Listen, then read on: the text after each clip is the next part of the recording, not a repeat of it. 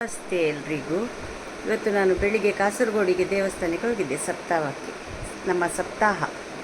ಹಾಗೆ ಬೆಳಿಗ್ಗೆ ಮಕ್ಕಳನ್ನು ಕರ್ಕೊಂಡು ಅಲ್ಲಿ ಹೋಗಿ ದೀಪಕ್ಕೆಲ್ಲ ಎಣ್ಣೆ ಎಲ್ಲ ಹಾಕಿ ನಾವು ಬಂದೆವು. ಸಂಜೆ ಈಗ ನನಗೆ ಇವತ್ತು ಅಪಾಯಿಂಟ್ಮೆಂಟ್ ಇತ್ತು.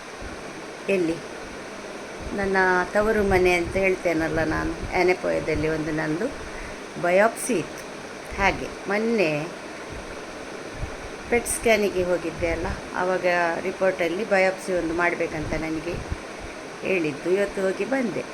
ಆದರೆ ಬೆಳಿಗ್ಗೆ ಒಂದು ಖುಷಿಯ ವಿಷಯ ಅಂತ ಅಂದರೆ, ಇವತ್ತು ನಾವು ದೇವಸ್ಥಾನಕ್ಕೆ ಹೋಗುವಾಗ ಒಳಗೆ ನಮ್ಮ ವೆಂಕಟರಮಣ ದೇವಸ್ಥಾನದ ಒಳಗೆ ಹೋಗುವಲ್ಲಿ ಮೇಲೆ ದ್ವಾರಕ್ಕೆ ಬಾಳೆಗೊನೆಯ ಇದುಂಟಲ್ಲ, ಎಂತ ಹೇಳ್ತಾರೆ ಅದಕ್ಕೆ, ಬನಾನಾ ಫ್ಲವರ್ ಹೇಳುವುದಾ, ರೆಡ್ ಕಲರಿನ ಒಂದು ಕೊಂಕಣಿಯಲ್ಲಿ ಬೊಂಡಿ ಅಂತ ಹೇಳೋದು, ಕನ್ನಡದಲ್ಲಿ ಅಂತ ಗೊತ್ತಿದ್ದವರೊಮ್ಮೆ ಹೇಳಿ ಆಯಿತಾ. ನನಗೇನು ಎಂಥ ಆಲೋಚನೆ ಮಾಡಿ ಸಾಕಾಯಿತು.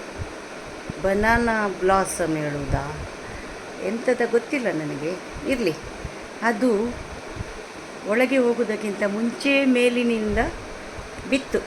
ಇಷ್ಟು ಫ್ಲವರ್ಸ್ ನನಗೆ ಕೆಳಗೆ ಸಿಕ್ಕಿತ್ತು. ನಾನು ಹೆಕ್ಕಿ ತಂದು ಅಷ್ಟು ಜೋಪಾನವಾಗಿ ಇಟ್ಟಿದ್ದೇನೆ. ಅದೀಗ ಬಾಡಿತು ಮಾತ್ರ. ಹಾಗೆ ತುಂಬ ಅದು ಬೀಳುವ ಇದುಂಟಲ್ಲ ಸೀನ್, ಅಷ್ಟು ಚೆಂದ ಕಂಡಿದೆ. ನನಗೆ ಖುಷಿಯಾಯಿತು. ಏನೋ ದೇವರ ಆಶೀರ್ವಾದ ಇವತ್ತು ನಮ್ಮ ಮೇಲೆ ಉಂಟಂತ ನನಗೆ ಕಂಡಿತು.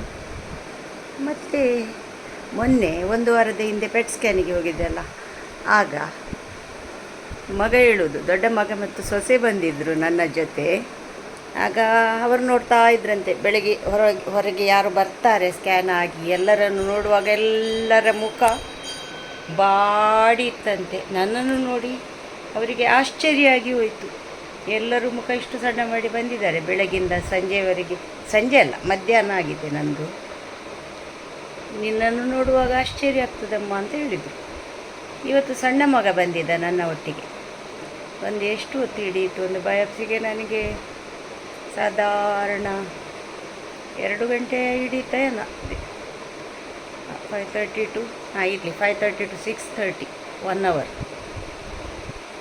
ಹಾಗೆ ಇನ್ನು ಅಲ್ಲಿ ಸಹ ನನಗೆ ಏನು ರಿಪೋರ್ಟ್ ಬರುವವರೆಗೆ ಕಾಯಬೇಕು ಮಾತ್ರ. ಎಂಥ ರಿಪೋರ್ಟ್ ಬರ್ತದೆ ಅಂತ ನೋಡುವ, ಬಂದ ನಂತರ ಹೇಳ್ತೇನೆ. 5 ಡೇಸ್ ಹೋಗ್ತದೆ ಹೇಳಿದ್ದಾರೆ.